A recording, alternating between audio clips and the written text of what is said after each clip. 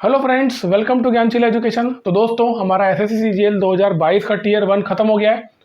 40 shift में exam हुआ है और अब सबसे बड़ा सवाल यही है कि कट ऑफ कितना होने वाला है। जो सभी पोस्ट का कट ऑफ है वो कितना होने वाला है।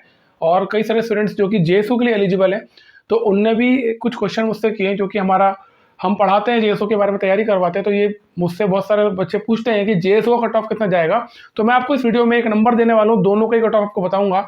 और जहाँ तक मेरा एनालिसिस है, मतलब कि आप देखेंगे ना, पूरे यूट्यूब पे ना 8 से 10 अलग अलग लोगों ने अभी तक एनालिसिस किया है। तो मैंने उन सभी के एनालिसिस को कीनली ऑब्जर्व किया और कहीं उनसे कुछ एनालाइज करके मैंने एक डेटा निकाला है। और फिर मैंने पुराना जो डेटा है एसएससी का, मतलब कि जो 2016 से जब से एग्जाम ऑनलाइन हुआ है, तब से 16, 17, 18, 19, 20 और 21, इन 6 सालों में 6 बार के अटेम्प्ट्स में क्या क्या हुआ है, मतलब कि नंबर ऑफ एप्लीकेंट्स कितने थे, जो बच्चों ने अप्लाई कितने लोगों ने किया, फिर अपीयर कितने हुए और टीयर 1 का कट ऑफ कितना गया। तो उसके बेसिस पे मैंने कुछ एनालाइज किया है, वो मैं आपका टाइम खराब नहीं करूंगा, मैं आपको डायरेक्ट नंबर ही बता दूंगा, ठीक है। तो इस वीडियो का पूरा देखना और समझने की कोशिश करना। बहुत सारी बातें मैं इंपॉर्टेंट आपको बताऊंगा, पढ़ाई से संबंधित भी, है ना। तो जनरल पोस्ट का बताऊंगा, जेएसओ का भी बताऊंगा। जेएसओ का कट ऑफ बताऊं उसके पहले बहुत सारे बच्चों का ये पूछना है कि स्टडी मटेरियल कहाँ, हम कहाँ से पढ़ें। तो अपना पूरा कंप्लीट कोर्स अवेलेबल है, अगर आप चाहो तो इसमें एनरोल कर सकते हो। यहाँ पर आपको सब कुछ मिल जाएगा, मतलब आपको कोई किताब नहीं खरीदना पड़ेगी, सारा आपको यही मिलेगा। वीडियो कोर्सेस लेकर के 12 यूनिट से 12 के 12 यूनिट्स के आपको वीडियोस मिलेंगे। इसके अलावा आपको यूनिट वाइज आपको प्रैक्टिस टेस्ट मिल जाएंगे, 5 फुल लेंथ मॉक टेस्ट मिलेंगे और क्लास नोट्स पीडीएफ आप डाउनलोड कर सकते हो, ठीक है। तो आप चाहो तो ये एनरोल कर सकते हो, अभी से पढ़ना स्टार्ट कर सकते हो। अब बात करते हैं कट ऑफ की।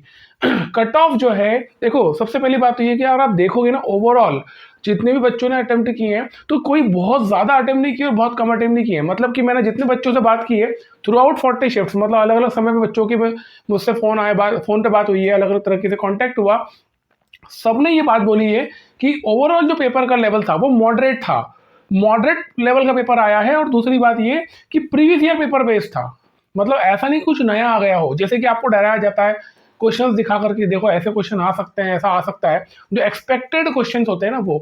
तो ऐसा कुछ भी नहीं हुआ है, प्रीवियस ईयर बेस्ड पेपर था और मॉडरेट लेवल था, है ना। तो कहीं ना कहीं एसएससी चाहता है कि आपको मतलब भागना ना पड़े, यहाँ पैटर्न से दूर कहीं नहीं गया, है ना। तो अब मैं जो आपको हमेशा से कहता हूँ कि यार पैटर्न को पकड़ के रखो, आपको कुछ नहीं होने वाला है। पैटर्न जो पकड़ के रखेगा ना वो एग्जाम क्लियर कर लेगा।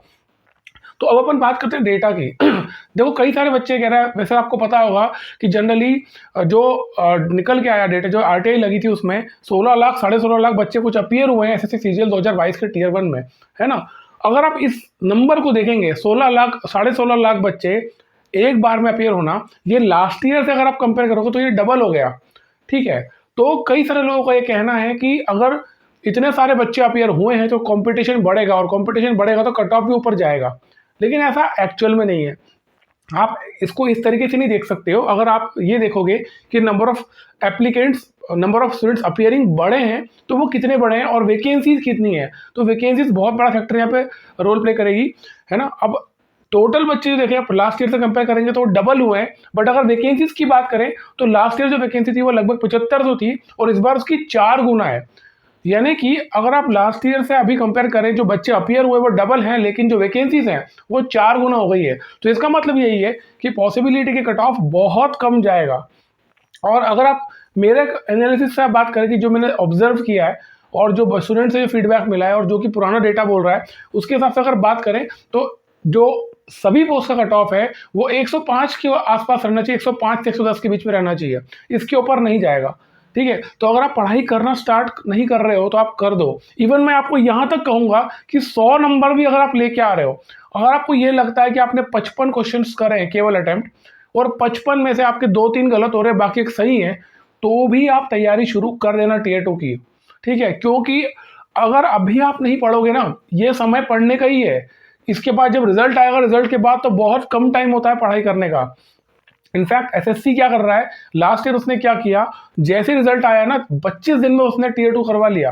तो ये बहुत कम समय होता है, उतने कम समय में ना पढ़ाई करना पॉसिबल नहीं होता है, स्टार्ट नहीं कर पाओगे, ठीक है। और अभी किसी को पता नहीं कि टीयर 2 में एसएससी क्या सवाल पूछने वाला है, कैसे पूछेगा, क्योंकि टीयर 2 के बेसिस पे आपका सिलेक्शन होने वाला है। तो आपको ये नहीं मालूम है कि एसएससी के लेवल क्या होगा टीयर 2 पे। तो आप आपको यही सलाह दूंगा कि अगर आप 100 नंबर भी लेके आ रहे हो ना, तो चुपचाप पढ़ाई करना स्टार्ट कर दो। हो सकता है आपका हो जाए, और मान लो चलो अपन गई बीती हालत पकड़ लेते हैं, आपका नहीं भी हुआ, ठीक है, तो उस केस में क्या होगा? तो उस केस में आप एक बात बताओ, अगर आप एसएससी सीजीएल की तैयारी कर ही रहे हो और आपका कोई ड्रीम पोस्ट है ना, एएसओ इन एमई हो सकता है, जीएसटी इंस्पेक्टर हो गया, सीबीआई है, अगर आपको कोई ड्रीम पोस्ट है ही, तो ऑब्वियस सी बात है आप अगली बार भी एग्जाम दोगे ही, और अगली बार दोगे तो आपका सिलेक्शन किस बेसिस पे होगा? वही टीए 2 के पेपर पे ही है। तो किसी भी हालत में आपको पढ़ना स्टार्ट कर देना चाहिए मेरे हिसाब से। ये वीडियो बनाने का मेरा पर्पस भी यही यार, मतलब इतना ज़्यादा आप लोग बस कि क्या करें सर, नंबर कितने आएंगे, हमारा होगा कि नहीं होगा, हमारा सिलेक्शन हो पाएगा कि नहीं हो पाएगा, टियर 1 के कट ऑफ कितना जा सकता है, ये सब सोच सोच के जो टाइम बर्बाद कर रहे हो ना, ये टाइम कभी पलट के वापस नहीं आने वाला है, ठीक है? तो चुपचाप पढ़ाई करो। अगर आप 105 110 ला रहे हो, 100 नंबर भी ला रहे हो, कोई दिक्कत नहीं, चुपचाप पढ़ाई स्टार्ट कर दो, आपका सिलेक्शन हो सकता है टियर 1 में, ठीक है? और टियर 2 में बैठना एक अपने आप एक नया चांस है, क्योंकि वहां पर सबके लिए लेवल प्लेइंग फील्ड है। वहां पर अब कोई पुराना चैंपियन भी होगा ना, उसको भी नहीं पता कि पेपर कैसा आने वाला है, ठीक है? तो सबके लिए बराबरी का मौका हो जाएगा, तो एक अच्छी अपॉर्चुनिटी आपको बनाना चाहिए, ठीक है?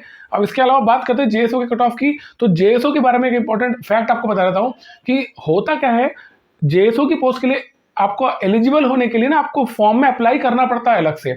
आपको ध्यान होगा, आपने फॉर्म भरा होगा, तो पॉइंट नंबर 18.1 और 18.2 ये 2 पॉइंट होते हैं, इसको आपको टिक करना होता है, यानी कि यस करना होता है। वो ये पूछता है कि आप इस पोस्ट के लिए एलिजिबल हो या क्या आप इस पोस्ट के लिए अप्लाई करना चाहते हो। तो उन दोनों पॉइंट्स को आपको फॉर्म भरते वक्त यस करना पड़ता है, तो ही आपका एडमिट कार्ड आएगा जेएसओ की पोस्ट के लिए। समझ में आया? अब हो क्या रहा है, मैंने इस बार जो देखा है, क्योंकि आरटीआई में देखो एसएससी ने तो कोई वैकेंसी निकाली नहीं है, एसएससी के पास तो कोई मतलब एसएससी के एंड से तो कोई भी डेटा नहीं आया, कोई भी वैकेंसी की लिस्ट नहीं आई है। जितनी भी वैकेंसी हमको पता चली वो आरटीआई के थ्रू पता चली है। तो आरटीआई के थ्रू जो मालूम पड़ा है वो ये पता चला है कि इस बार बहुत कम वैकेंसी जेएसओ की, मतलब 38 वैकेंसीज हैं। अब 38 वैकेंसीज में आप बहुत सारे बच्चों ने ये सोचा कि यार हमारा सिलेक्शन तो होना ही नहीं है, तो हम इसके लिए अप्लाई ही क्यों करें? पर ठीक है, तो जो बच्चों ने अप्लाई कर दिया ना, उनके लिए बहुत अच्छी खबर है। बहुत सारे बच्चों ने अप्लाई नहीं किया, इसका मतलब ही यही है कि वो बच्चे कट ऑफ क्लियर कर भी गए तो भी टीयर 2 में उनका एडमिट कार्ड नहीं आएगा जेएसओ के लिए, क्योंकि उन्होंने अप्लाई ही नहीं किया है। और आपने इसके लिए अगर अप्लाई कर दिया है तो आपके लिए एक अच्छा मौका है। वैकेंसी कम होने का मतलब ये भी होता है कि कहीं ना कहीं कंपटीशन भी कम हो जाता है, कम बच्चे उसके लिए अपियर करेंगे, कम बच्चे उसके लिए तैयारी करेंगे। दूसरा सबसे बड़ा बेनिफिट जो बच्चे जेएसओ के लिए पढ़ रहे हैं उनको एक बता दूं कि जब आप ऐसी पोस्ट के लिए पढ़ रहे हो, वैकेंसीज की कम है और उसके कंपैरिजन में एक तरफ हजारों वैकेंसीज हैं, है ना? मतलब अगर आप पोस्टल असिस्टेंट, सॉर्टिंग असिस्टेंट की बात करें, टीए, सीबीडीटी, सीबीआईसी, बहुत सारी 30-35 हजार वैकेंसी इधर आ रही है और इधर केवल 38 वैकेंसी है। और 38 वैकेंसी वाले सब्जेक्ट पोस्ट के लिए पढ़ने के लिए आपको एक सब्जेक्ट एक्स्ट्रा पढ़ना पड़ रहा है, तो बहुत बड़ी संभावना है कि बच्चे उस सब्जेक्ट की पढ़ाई ही नहीं करेंगे, है ना? क्योंकि ऑलरेडी अभी क्या हो रहा है ना, बहुत सारे सब्जेक्ट आ चुके हैं टीयर 2 में। आपको सेक्शन 1 पढ़ना जिसमें क्वांट रीजनिंग है, सेक्शन 2 आपको पढ़ना जिसमें आपको इंग्लिश और जीए है, और सेक्शन 3 आपको पढ़ना जिसमें कंप्यूटर भी है और टाइपिंग भी है। तो ये 5 सब्जेक्ट तो थ्योरी के आपको एमसीक्यूज लगाना है एग्जाम में जाकर के, तो उसको आप अवॉइड नहीं कर सकते, ठीक है? और पांचों के पांचों को आपको पढ़ना पड़ेगा। कंप्यूटर के लिए बहुत सारे बच्चों को लगता है ना कि क्वालिफाइंग करना है, क्वालिफाइंग पेपर है, नहीं। अगर आप ध्यान से नोटिस पढ़ोगे तो वहां पर लिखा हुआ है कि कंप्यूटर जो है ना, वो क्वालिफाइंग केवल उन पोस्ट के लिए जिनके लिए सीपीटी होता था, और जिनके सीपीटी नहीं होता था, जिनके लिए सीपीटी होता था, मतलब जैसे एएसओ इन एमई, जीएसटी इंस्पेक्टर हो गया, या एग्जामिनर प्रिवेंटिव ऑफिसर, है ना, या पोस्टल असिस्टेंट, सॉर्टिंग असिस्टेंट, ये वो पोस्ट जिनके लिए सीपीटी होता था। तो इनके लिए हायर कट ऑफ जाएगा, मतलब कि इसके लिए ऊपर नंबर होंगे कट ऑफ क्वालिफाइंग के। तो आपको केवल क्वालिफाई नहीं करना, कंप्यूटर को पढ़ना भी पड़ेगा। तो 5 थ्योरी आपको पढ़ना है अगर, तो आप संभावना है कि आप जेएसओ के लिए स्टैट्स को शायद ना पढ़ो, है ना? और यही मौका है उन बच्चों के लिए जो कि जेएसओ के लिए तैयारी कर रहे हैं, क्योंकि पूरी संभावना है कि यहाँ पर आपको कंपटीशन बहुत कम मिलेगा। मतलब आपको जेन्युइनली बता रहा हूँ, जब आप जाओगे ना स्टैट्स का पेपर देने टीयर 2 में, तो आपको हॉल खाली खाली मिलने वाला है, क्योंकि बच्चे अपियर भी कर रहे हैं ना, तो वो तैयारी नहीं कर रहे हैं, वो तैयारी कर ही नहीं पाएंगे, क्योंकि ऑलरेडी आपको 5 सब्जेक्ट पढ़ना है, ठीक है? तो जेएसओ के लिए उन बच्चों के लिए बोलूंगा, देखो 120 से 125 के बीच में कट ऑफ जाना चाहिए जेएसओ का, इसके ऊपर नहीं जाएगा। और रीजन मैंने आपको बता दिया है उसका कि एक तो कम बच्चों ने अप्लाई भी किया है ना, और दूसरा बच्चे वहाँ पे बैठेंगे भी कम ही। तो ये अच्छी अपॉर्चुनिटी, अगर आप नहीं, आपको अभी तक आपने कुछ किया तो पढ़ाई इसके लिए स्टार्ट कर दो। टीयर 2 जो आपका मार्च में होना चाहिए, और आपके पास समय है, अभी इतना समय है कि आप तैयारी कर लो और अच्छी तरह से उस लेवल पे आप पहुंच जाओ, ठीक है? तो यार कट ऑफ को लेकर के जो इतनी परेशानियां है ना, उसको मैंने कुछ हद तक कोशिश की है खत्म करने की। तो उम्मीद करता हूँ कि आपको ये बात समझ में आई होगी। चुपचाप पढ़ाई करो, आपकी जो पढ़ाई है ना, उस पढ़ाई से ही आपका सिलेक्शन होने वाला है। बैठे बैठे चिंता करने से कुछ नहीं होने वाला है। आप बैठ करके विचार करते रहते हो कि मैंने इतना टाइम किए, मेरा इतना हो रहा है, वो एनालिसिस कर रहा तो ये बता रहा है, वो एनालिसिस कर रहा तो वो ऐसा बता रहा है, और मेरा तो उसमें हो ही नहीं रहा है। किसी के एनालिसिस में आपका हो या ना हो, उससे क्या फर्क पड़ता है? आपका एसएससी के फाइनल रिजल्ट में होना चाहिए, वो इंपॉर्टेंट है। और उसके लिए आपको मेहनत करना पड़ेगी, पढ़ना पड़ेगा बैठ के। करना क्या, चुपचाप कमरा बंद करो, किताब खोलो और शुरू हो जाओ। इतना भारी काम तो नहीं है ना। उससे टफ ही वो जॉब है जो तुम करने वाले हो सिलेक्शन के बाद में, ठीक है। तो अगर आपके 100 नंबर भी आ रहे हैं ना, तो चुपचाप पढ़ाई स्टार्ट कर दो। हो सकता है आपका हो जाए, हो सकता है आपका टियर 1 बाउंड्री पे क्लियर हो, ठीक है। और जब आप बाउंड्री पे क्लियर करोगे, और मान लो कि आप इस चिंता में पढ़ाई नहीं कर रहे हो कि यार पता नहीं क्या होगा या नहीं होगा, 1 महीना जो आप खो दोगे ना दोस्तों, आप बहुत पछताओगे। क्योंकि ये 1 महीना जो रिजल्ट आने तक का है, ये बहुत क्रूशियल है। वो बच्चे जो कि कॉन्फिडेंट है, वो तो पढ़ाई स्टार्ट कर चुके हैं। अगर आप बाउंड्री पे भी हो तो, और आप असमंजस में जी रहे हो और अपना नुकसान कर लोगे अगर आप नहीं पढ़ रहे हो तो कॉन्फिडेंट रहो यार, सोच लो ना। आप मान लो कि सिलेक्शन हो रहा है, खत्म काम, और पढ़ना शुरू कर दो। इन केस नहीं होता है तो कोई दिक्कत नहीं, नेक्स्ट वाले में काम आ जाएगा।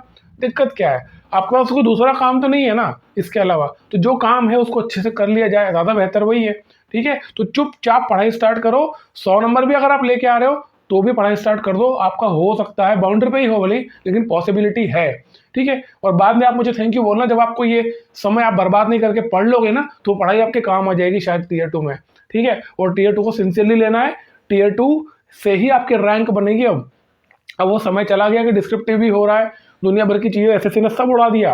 अब केवल एक ही एग्जाम हो रहा है टियर 2 के बेसिस पे ही आपका जिंदगी निर्भर कर रही है। आप कौन सी रैंक लोगे, आपकी कौन सी पोस्ट आएगी, सब कुछ टियर 2 पर डिपेंड कर रहा है। तो टियर 2 को बहुत सिंसियरली अपने को लेना है, इसको हल्के में बिल्कुल नहीं लेना है, ठीक है। तो उम्मीद करता हूँ ये वीडियो आपके लिए हेल्पफुल रहा होगा, आपको ये बात समझ में आई होगी। पढ़ाई करो, डिस्ट्रैक्ट मत हो, और बैठे बैठे विचार मत करो कि क्या होगा क्या नहीं होगा, सब अच्छा होगा। अगर आप मेहनत करना जानते हो तो कहीं ना कहीं पहुंच जाओगे, ठीक है। तो मिलते हैं अगले वीडियो में। थैंक यू सो मच, जय हिंद।